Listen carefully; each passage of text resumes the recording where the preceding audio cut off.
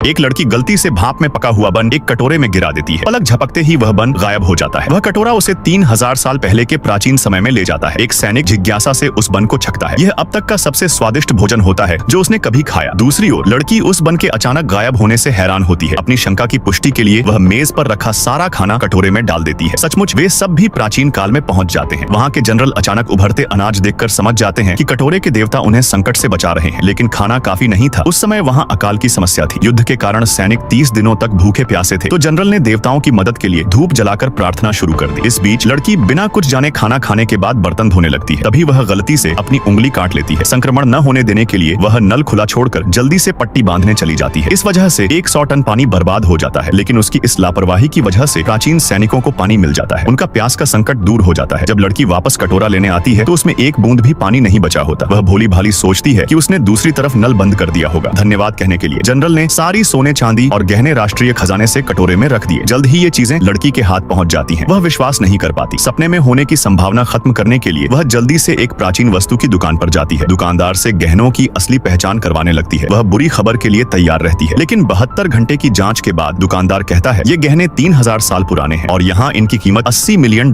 है। इस दौरान लड़की बहुत खुश होती है और पहले गायब हुए खाने और 100 टन पानी को याद करती है। वह समझ जाती है कि अगर वह कटोरे को कुछ देगी तो उसे इनाम मिलेगा। तो उसी दिन वह भारी कीमत देकर एक ठेला खाना खरीदती है। फिर सब कुछ कटोरे में डाल देती है। जैसा उसने सोचा था, जनरल को फिर से उपहार मिल जाता है। सभी संकट खत्म हो जाते हैं। लड़की इनाम पाने के लिए उत्सुक होती है, लेकिन इस बार कटोरा उसे खुद प्राचीन जनरल के पास उपहार के रूप में भेज देता है।